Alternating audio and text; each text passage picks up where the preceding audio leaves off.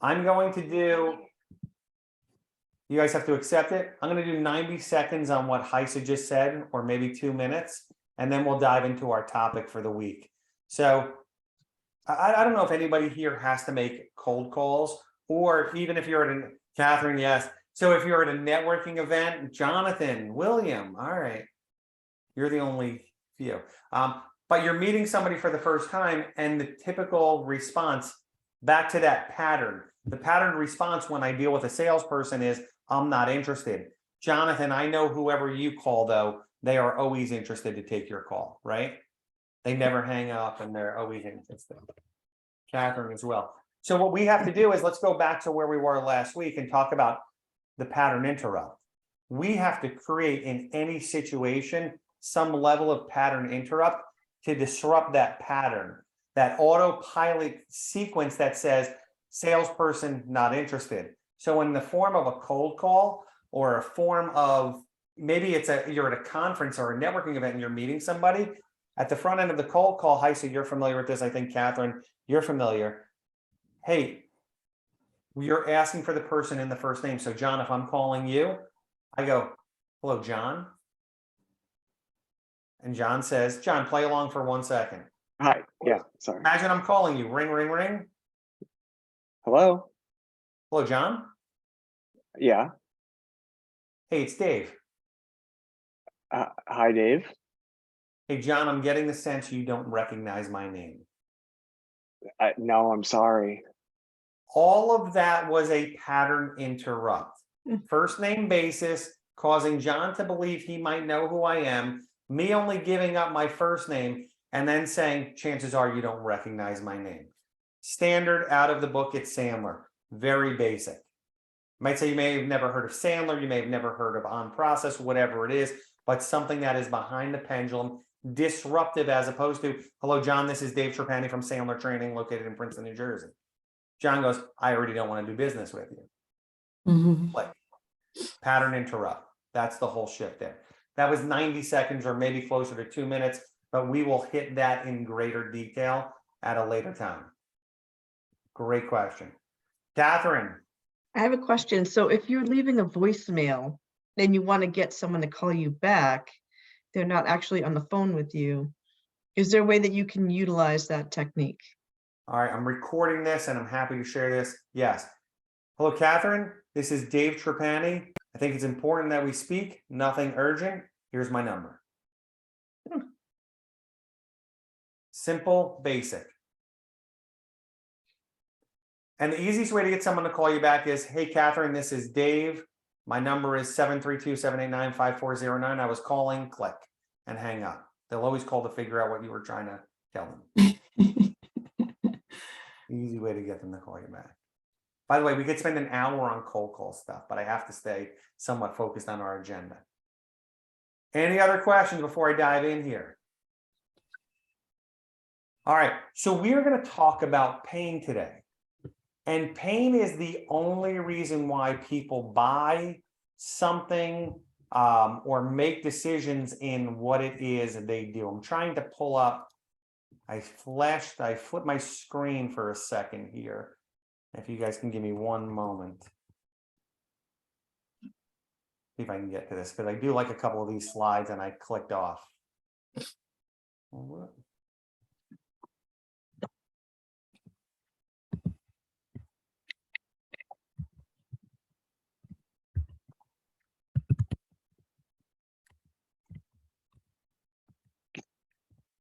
Well, I'm sorry, we were talking about upfront contracts today. My mistake. I knew I was on the wrong screen. We got Bob Manley. All right, upfront contracts. My apologies. I had clicked two different slideshows to pull up the pendulum theory. Upfront contracts. To me, the upfront contract is, we've talked about a couple of different things over the first few weeks. The buyer-seller system. Brian, Dominic, Jay, you guys are new to that. We'll get you caught up on that. We talked about the pendulum theory. You've got a little bit of insight. Everybody's got, a couple weeks of that, a little bit of insight for the folks that just joined us today. Now we're going to talk about the upfront contract. Every week you will hear me say, this is the most important thing that I'm teaching you. or that Andy is teaching you. I will go out on a limb here and tell you the upfront contract is the golden nugget at Sandler. It truly is, because it sets the tone for the outcomes that are going to occur in the sales call. It is a little bit of a pattern interrupt, number one. And number two, it is uncomfortable. It is hard to execute. We'll give you some basic tools on how to start using this when you walk out today. But I will go out on a limb and tell you it's the golden nugget at Sandler. And the better we get at this, and it takes time, but the better you get at it, the better sales outcomes you'll have. No question about it. So think about inviting a salesperson into your home or your place of business. Actually, let's go with the home. You've invited a salesperson into your home this coming Friday night at 7 o'clock to sell you a vacuum cleaner. What are some of the thoughts you have before that person arrives at your house? What are some of your expectations? Catherine, jump right in. That they're going to demonstrate something and take a lot of time. They're going to suck up a lot of my time. How much time are they going to suck up from you? Hour. Too much, right? An hour. Hours. Whatever it is, it's going to be too much on a Friday night. What other things are we worried about when we invite a salesperson into our homes? Better not be another damn Dyson. Better not be another Dyson. Buy it at Costco. It's a lot cheaper. What other things do we get worried about? There's I'm going to be going some to- sort of gimmick. I'm sorry. Go ahead. No, go Heisa, ahead. go, and then Brian. Heisa? I'm going to kind of be forced to like commit to something. Love it. And Brian, what did you say? Like what you said? There's going to be some sort of gimmick. Some sort of Sure. gimmick. And they're in my house. And the only way I'm getting them out of my house is if I get forced into or buy something, because they ain't never leaving. By the way, it's Friday night. They have nowhere to go till Monday. So you might be stuck with them till the weekend or for the entire weekend. So one of the biggest fears that buyers have is getting gimmicked, tricked into buying something that's not in their best interest. More importantly, understanding what is going to happen next. I'm not going to ask for a show of hands. I'm going to assume we've all been to the dentist. When we're at the dentist and the dentist is performing some level of procedure, even if it's a cleaning, what does a dentist often do while they're performing a procedure? What do they do before they do it? Before they do it, they ask you questions. And what do they tell you? Dominic, what does the dentist say before they start doing anything? If he's about to reach his hand into your mouth, what does he say to you or she? My dentist typically asks me questions, especially when I have my mouth open that I can't really answer. So, I'm not Bob, sure. what do I they mean, tell they you? ask Bob, me tell questions. us. When's the last time I was there? Bob, what's the response? They usually tell you what they're going to do. This is the first thing I'm going to do. This is the second thing. You might feel a little pain. It's going to be cold. And I want my money. And why do they do that? So you know what the process is going to be. You're a little more comfortable. Bingo. And then they ask you crazy questions, Dominic, that you can't answer because you got something in your mouth. That's a true story. My dentist, who I will be seeing this afternoon, tells me dirty jokes. I'm not kidding. She does. She does. Just to Oh my make it feel God. more, just to make somebody laugh and make them feel more comfortable. She does. We are Fantastic. recording, so do not share her name. But that's the whole idea. They want you to relax. And if we can better understand what's going to happen next, we are going to be in a better position. The human brain loves to know what's going to happen next. If you go back to session number 1, we talked about risk. For those that weren't there, don't worry, we'll get you caught up. But the idea of the brain, the human brain, is designed to avoid risk. So the more that we can set expectations, here's what will happen, we know the outcome, the better outcomes we will have and the lower risk that we will have in the dental chair. Translate that over to our prospects. The more our prospects know what's going to happen to them before, during, and after a call, they will have lower risk. We learned in week 1, lower risk, higher pain. gives us the better chance of winning a piece of business. So the upfront contract is designed to do exactly that, set all those expectations so that we can lower the risk of the buyer. And by the way, I've trained this thousands of times, I'd have to say, to thousands of salespeople. Inevitably, I will be in a group training with 100 people, and somebody in that room will go, I'm already doing it. There has never been a person that I've trained that does it the way that Sandler teaches it. There may be elements, but we don't do the whole picture. So if you're doing some of these elements, awesome. If there's something that you're not doing, bring it into the mix. And for those that aren't doing it all, that are going, oh my God, this is great. Don't feel like you have to do everything starting this afternoon. I'll give you a game plan to start with little bits and pieces to build this into your arsenal. So I'm going to go to actually a whiteboard here. And I'll type it in. I think we lost somebody. Might have lost Jeff there. Chris, have you done Chris Moriarty? Oh, we lost you on camera. Chris has people coming and going into his house. He's in the process of moving. I was curious if he'd ever done this. So there are 5 elements to an upfront contract. I am going to suggest that you write them down, because in about 1 week or 4 weeks or 8 weeks, we're going to ask you the 5 elements of an upfront contract. And if it holds true, 95% of you will not remember the 5 elements of an upfront contract. For example, Bob, can I put you on the spot? Okay, we're going to keep moving here. Purpose. What is the purpose of the meeting? Why are we getting together? I want to understand that. I want to understand the buyer's agenda as well. So I'm getting together with John. John, I sell sales training. I want to understand what John wants to hear in the meeting. Why do you think I want to understand that early on, or as one of my first elements here? So that you know how much time approximately it could take.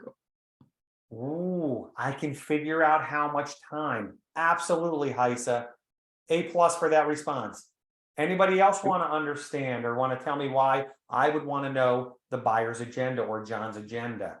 But you want to What- tailor the meeting Focus. to resonate with them in their needs. Yes. Dominic, what were you going to say something, Dominic? No? I was gonna Jay? say, just so you understand what their expectations are. I understand their Perfect. expectations.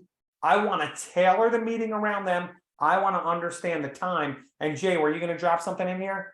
Yeah, tailor the meeting, make it more personalized so they don't feel like it's a cookie cutter pitch that you give every other person.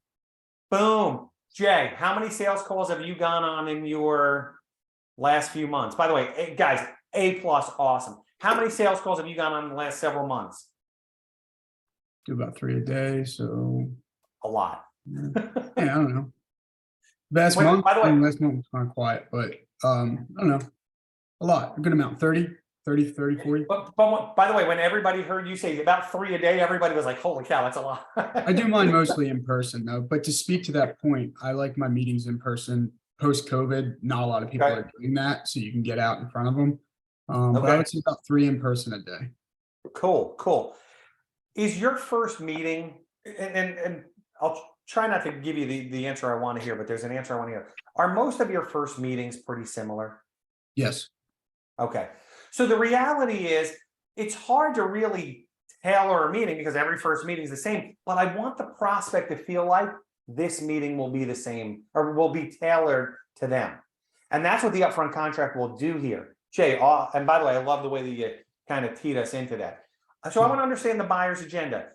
Step number 3 is I want to share my agenda, the seller's or my agenda. So what I can do there is, and by the way, I am very specifically laying this out in order.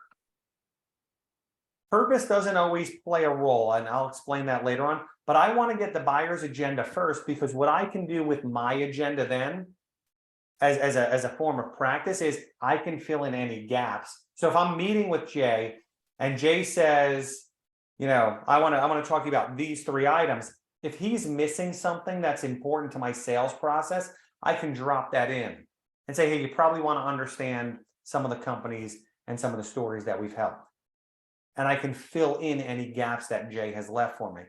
Number one. Number two, if Jay says, I'd really like to understand how much this is going to cost me, and I don't want to talk about that in the first meeting. By the way, at Sandler, we're typically holding that back. And for many businesses, we don't get into budget conversations till later on. I can take it off the table. Hey, Jay, I know you said you want to talk about the investment. Typically, that doesn't happen in a first call. If we got to a second call, that's probably where that would happen. So I can address any things that Jay's expecting and take them off the table. So I'm building a bit of a game plan here. Any questions yet? We've got 3 of the 5 elements so far. Questions, thoughts here? All right. And my apologies that I'm not looking right at the camera. I moved you guys to the left so I could actually type on my screen here. Element number 4 is the time. So this is location and the amount. One of the biggest fears, and I think Catherine said this, if I invite a salesperson in on Friday, she said, oh, he would be there for an hour, or she would be there for an hour. But if you invited a salesperson into your home on Friday night at 7 o'clock, and they said that they were going to be there for an hour, what time do you think they're really leaving? 8:30, 9 o'clock, right? We are always worried about that salesperson that overstays their welcome. We do not want to operate that way at Sandler. I will be a little bit black and white in many situations, and I'll throw some gray into that. These are 4 of the 5 elements. I'll hit the 5th element in a moment. When I'm establishing a meeting, this is what's happening. And when you guys are establishing meetings, I'd love to see you inject this in. Now, one of the bigger challenges when we teach this is it has a very mechanical feel to it. So for example, if I'm talking to Dominic, Dominic and I are we're on a call. I say, Dominic has agreed to meet with me. I go, hey, Dominic, the purpose for our meeting is going to be, we're going to talk about sales training. And if you could tell me your agenda, and here's my agenda, and here's the time. It's not what we want at Sandler. I will tell you though, the first 3 times that you do this, it will have a little bit more of a mechanical feeling to you than it will to your prospect. But by the 3rd time that you've injected this in, it will start to become very conversational. It will, and I won't guarantee it, but it's one of the few areas I say, trust me, do this 3 times, this will start to flow and you'll see it. So Dominic, what is it that you sell? Market research. Market research. Oh, you're from Met Survey. Med survey. Yep. All right. I've been going from training to training this morning, so my head is going a little bit crazy. So let's imagine I were selling you Sandler training, and we're having a phone conversation now. It's our first. We're having a 10-minute phone call, and you've told me that you have 3 different sales issues. You struggle with finding new prospects. You struggle with closing deals, and you've got some great accounts, but you really are. You really love to expand them.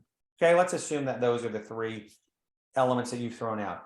So you and I are having a conversation, and I say, hey, Dominic, based on the items that you're throwing out, and so role play with me for a second here. Based on the items you're throwing out, can I make a suggestion, Dominic? Sure, David. Hey, typically the issues that you've laid out are the things that we help organizations with. Now, I'm not sure that you're going to become a client, but what I am going to suggest is we grab our calendars, and perhaps at the end of next week, maybe we can find some time to talk about these items and figure out where to go from there. Would that work for you? Absolutely. We can put something on the calendar next week. Okay, so let me make sure I have this right. There were 3 items that you threw out. You said you're struggling to find new prospects. Do I have that right? Correct. It makes sense to talk about that, correct? Yeah. All right. And you'd really love to get your close rate up. Mm-hmm. Okay. And the 3rd item that I think I heard was you've got a great portfolio of clients and you're looking to expand those relationships. Yep, exactly. All right. All right. What else would you like to talk about if we were to get together into next week? So I'm brand new to sales, so I do have a lot of learning to do. Okay. So if we could just start with the full scope of what Sandler training is, with the addition of those 3 topics, I think that would be a good place to start. So let's make sure we help you understand what Sandler does, who we are, and what we can do. Perfect. Anything else you'd like to add in there? I think that's it, David. Yeah, to me, that sounds like a good first meeting. Based on the topics that you just laid out, my suspicion is we're going to need just under an hour. If you were to look at your calendar, maybe, I don't know how your Thursday afternoon looks. Can you find an hour where we can plug into this? Sure. Looks like I'm wide open Thursday. Let me look at my calendar. I've got a couple of things going on. How would 2 o'clock sound for you? We'll be done by 3 o'clock. Perfect. Okay, boom. I'm going to send you an invite. It's coming across now. Boom, we're going to lock and load it. Life is good. We're 2 to 3 next Thursday. I'm going to stop right there. We did not cover the 5th element. All I did was fictitiously, Dominic and I role play. By the way, Dominic, thank you for doing that. Appreciate it. Not always easy to be a role player with me because I just start going. It was somewhat mechanical. In a real conversation, there's more fluidity to it. There's more conversation going on. But by and large, I've hit all of those elements. And what I did was I laid back out Dominic, and again, I fictitiously created 3 issues, but I fed them back to him. And then I asked him what else. He added one more thing. And now I can tailor the meeting for him for next week. Also, I can pick any amount of time that I want, 30 minutes, 45, 60, 15, you name it. He is going to say yes to me. He's going to say yes to me because I tailored the meeting around him. Most salespeople are going, man, I wish I could get 60 minutes, but people only give me 30. The more we inject this into the process, you will get the time you need for a meeting. The other thing that I did is, and then I'm going to shut up for a second and get some feedback and some questions, is when I'm scheduling a meeting, hopefully you observe that I asked Dominic what works for him on a specific day. I didn't say I'm available Wednesday at 11 or Thursday at 2. I said, hey, Dominic, how's your Thursday afternoon look? And he goes, I'm wide open. And then what did I say? Anybody catch what I said? Made it seem like you were more busy. By the way, I got nothing going on next Thursday, Jay. But I'm going to make it seem, because I'm always operating behind the pendulum, that I've got something going on. Hey, let me check my calendar. So I get my prospects to consistently expose their calendar, and then I fit into it. A lot harder for him to wiggle out of that meeting. In addition, I'm going to set up the meeting right there before I even hang up the phone. Let me send this out to you right now. You're going to accept it while we're on the phone. I didn't do this hardcore, and then we're going to move on, and life is going to be great. So I'm going to shut up for a second. There's those 4 elements in a little bit of a mini role play, somewhat mechanical format. Hopefully it lays out what we're trying to do here. Questions or thoughts?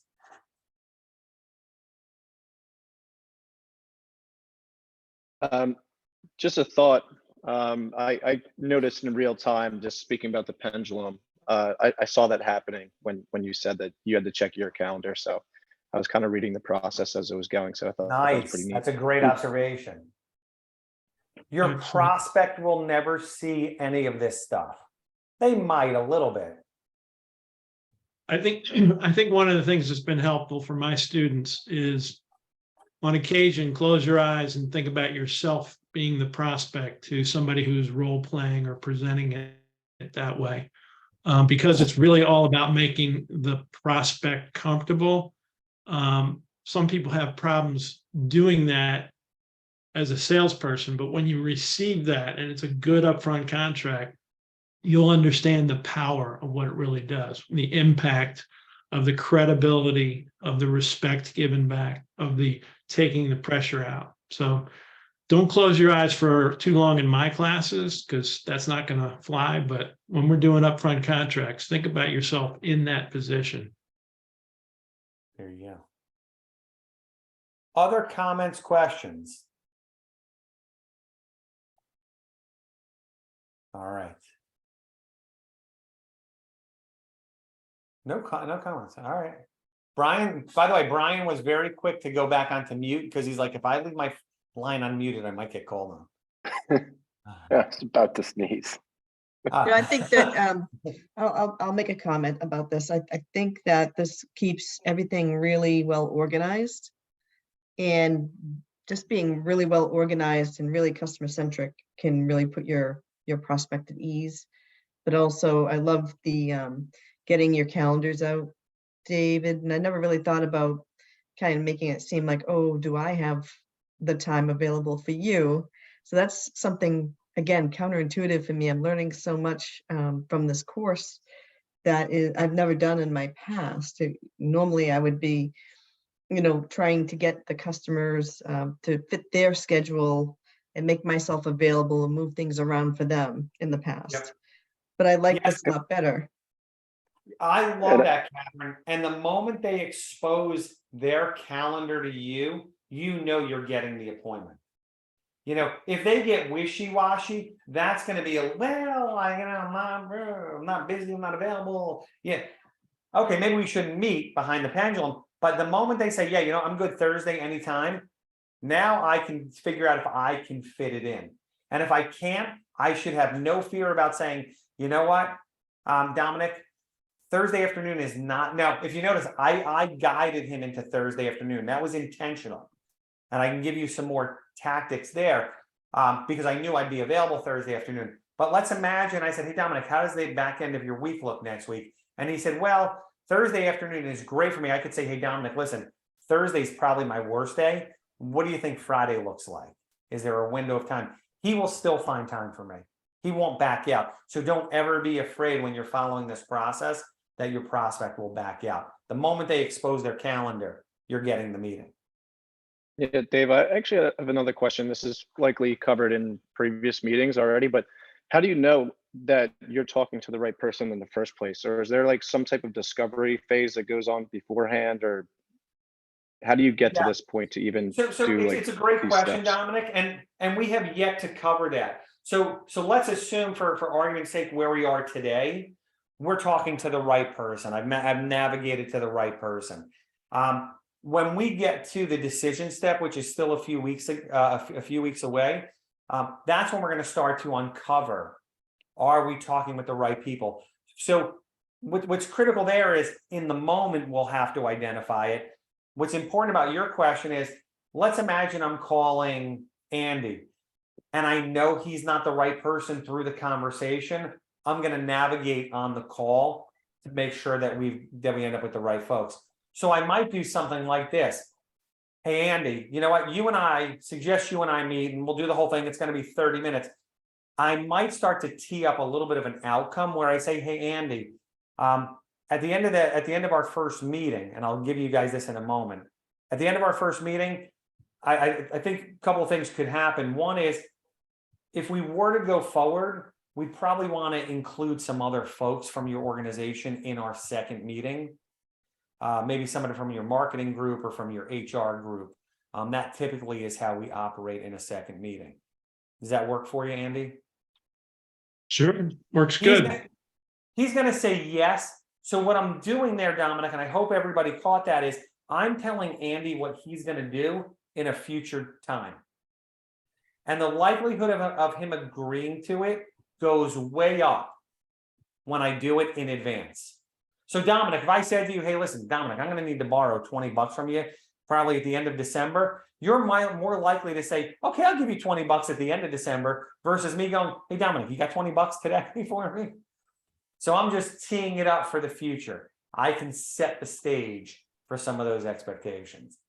Good observation. Other questions here? All right. Here's the hardest part of in my opinion, may not be yours. The hardest part of the upfront contract is step number 5, which we call clear outcomes. And there are 3 different clear outcomes. It's a no, it's a yes, and or it's a clear next step, I should say. Again, they are in a very specific order. So let's imagine Dominic and I are setting up that first meeting. And this is pretty realistic. I'm not going to ask any of you, I want you to write this down. I'm not going to ask any of you to do this leaving today's session. I'll pick one element. I'm going to give it to you for homework over the next week. It's not going to be this one. I want us to build into this unless you feel super comfortable. So Dominic and I had our first 10, 12-minute call. We've now just agreed to set up that first meeting for next Thursday at 2 to 3 o'clock. And we're on the phone. And Dominic, back to role play. You okay with that? Hey, Dominic, before we wrap up, can I share with you what I think could potentially happen at the end of our conversation next Thursday? Sure.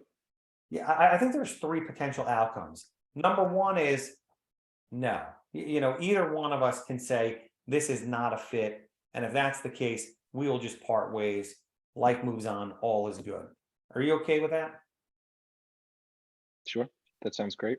All right. Dominic, this rarely happens, but let's imagine we got to the end of the call and you said, I absolutely need Sandler training.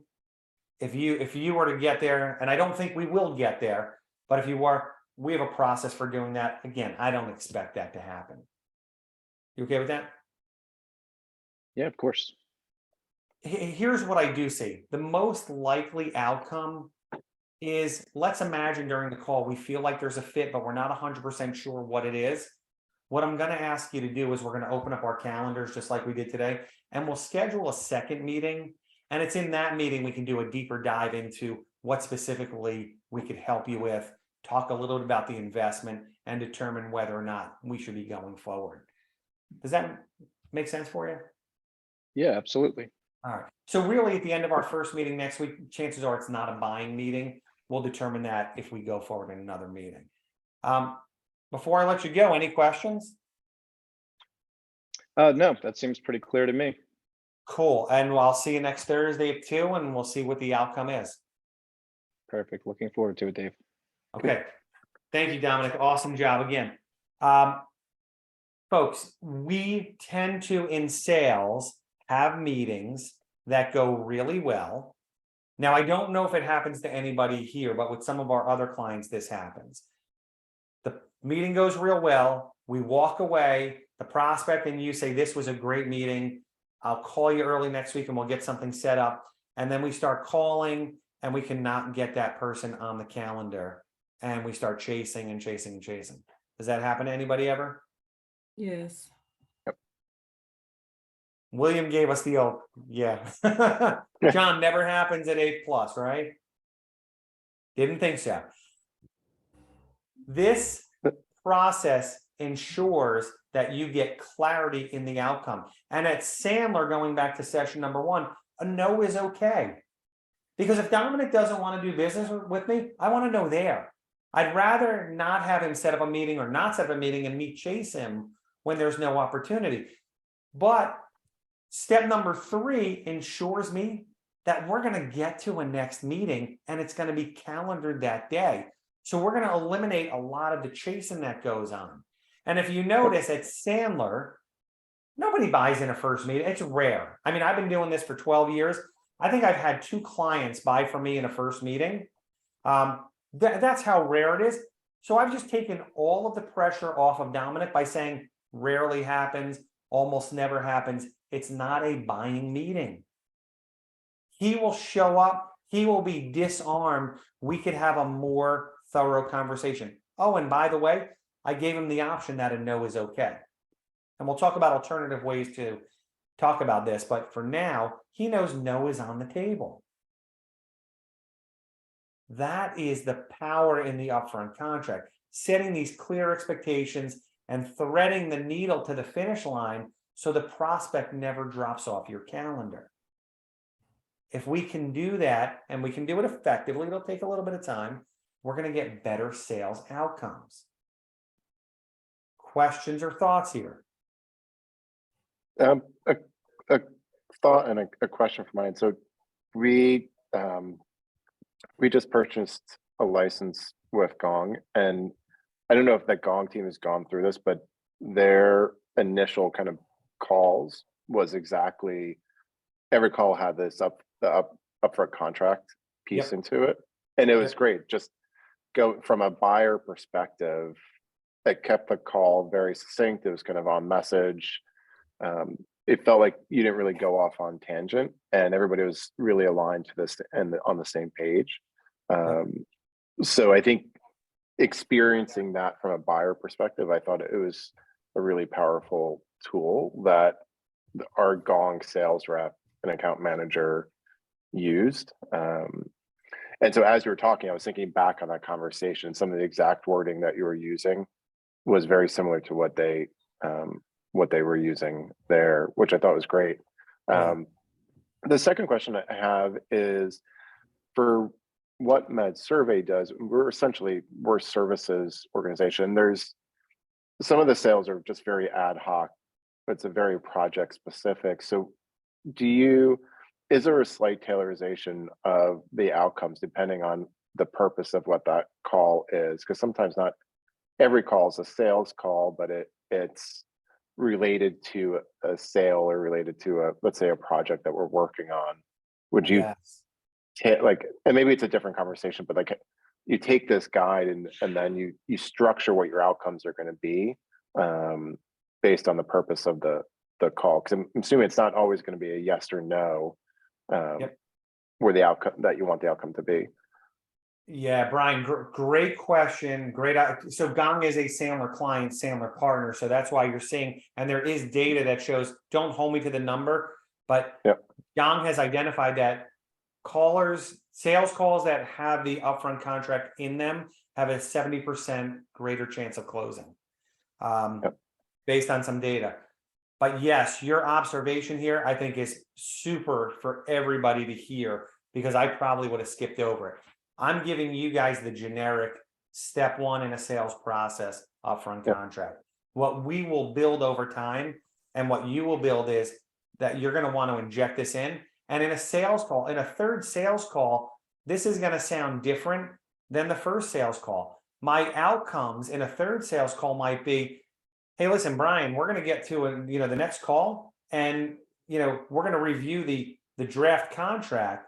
And one of two things is going to happen. Now, you can still bail out, and I'll take my foot off the brake a little bit there. I won't hit it too hard. You still can bail out. More likely, it's going to be the contract that you're signing that day. So, and then if you've got customer conversations, every one of these outcomes, the agendas will always sound different. So we're giving you the structure here, and you'll fill in the right word choices for you based on that circumstance. Great question, because I think that impacts everybody, because from whatever we're selling, we go, oh, wait, I may not do it that way, or it may sound different in a third or fourth sales call. It is, you've got to craft it around your specific situation.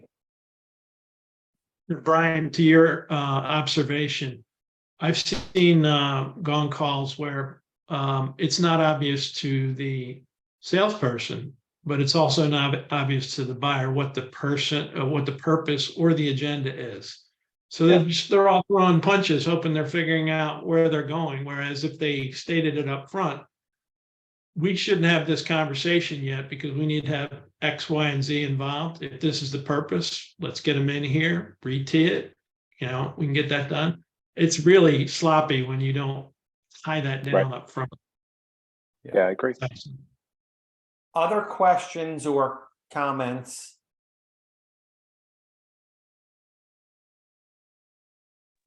So this would be something where we're assuming we got the right company, that we got to the right person, we got them on the phone, and then we go into, because when you say upfront contract, I'm like, is this like the first thing I'm doing to set up the call for the action? Because we're doing this to figure out, is this the right person? And once we get into this. Do you understand does that make sense? I think I understand. So John, when does this happen? I guess would be my. So let's draw it out this way, and I'm going to do it as a 3-step process. Who's ever booked a flight that had multiple stops in it? Okay.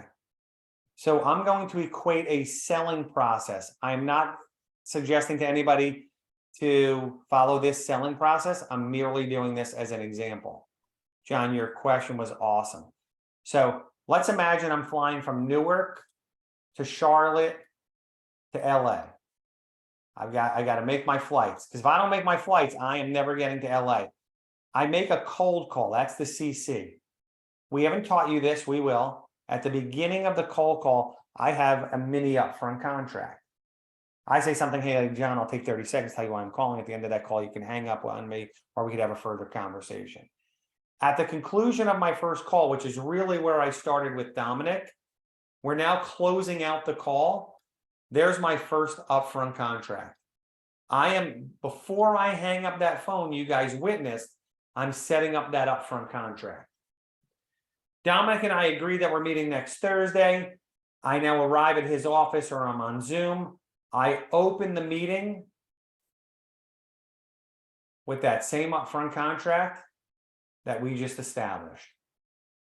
Hey, Dominic, you still good for an hour? Let's see if anything's changed. These are the things we said we we're going to talk about. Here's the clear outcomes. Life is good. Dominic can change his mind, or you can say, yeah, that's exactly, Dave, that's exactly what you said. We now have an awesome hour meeting. And at the end, we determined that we're going to go to a next meeting.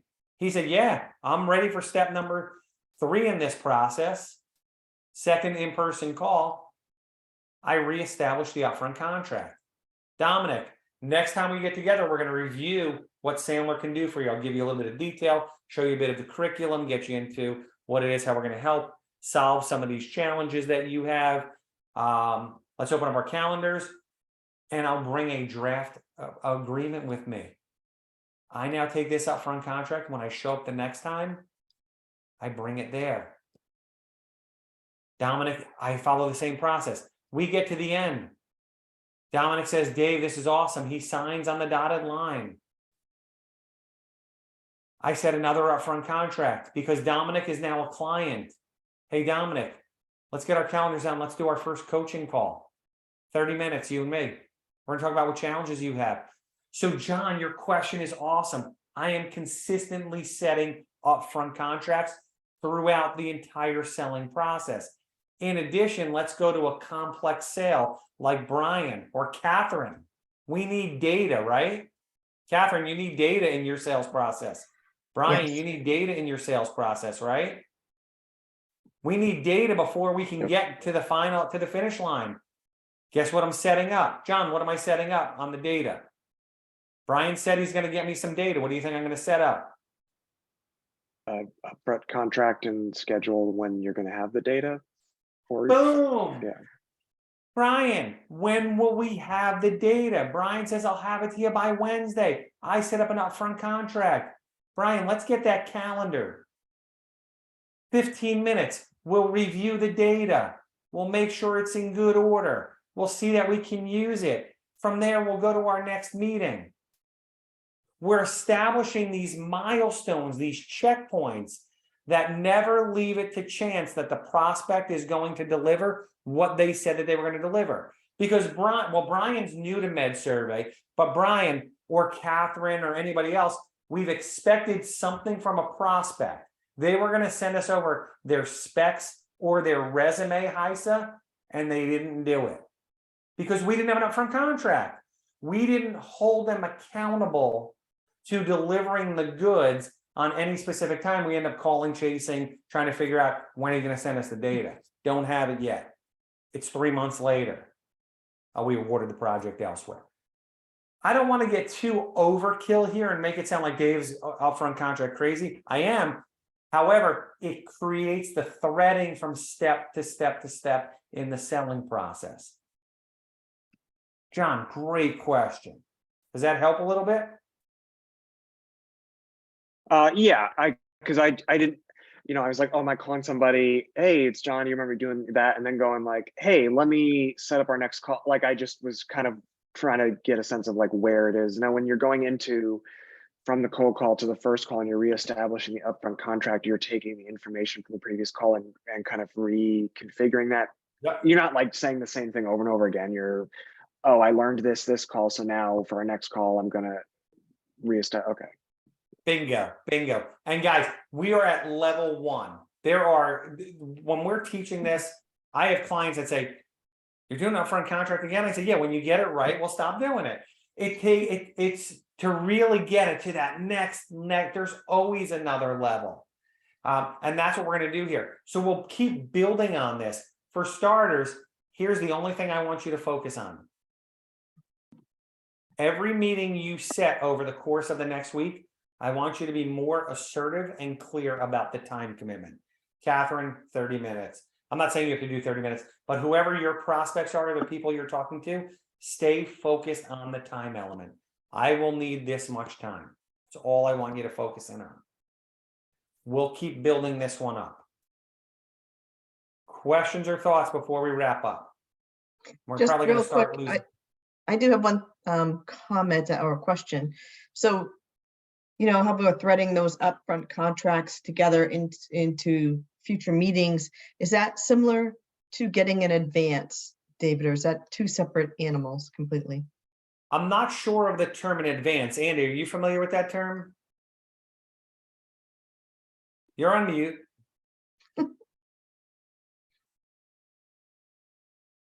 Sorry. Yeah. No, what do you mean by that exactly? Well, at UPS, we used to call it an advance or the next, make sure you're always, again, scheduling the next meeting while you're in the presence of the client, trying to do something to get to the close of the sale. I would equate that. Yeah, I'm sorry, Andy, I cut you off. Yeah, I mean, it's a commitment. I mean, when you say close of a deal, it's a commitment on a deal. Well, it's a commitment to a next step. If you're talking a micro level of upfront contracts, they're committing to X if Y, right? Yeah. It sounds very similar, Catherine, just a different term. I think yours is more detailed than what we used to train our folks to do, because you do have the, you know, you're really narrowing in on the time and getting them to expose their calendar. And again, I like the idea of making yourself seem like you're not readily available when they are, you know, kind of holding that card back, if you will. Yeah, I'm going to Guys, stop recording.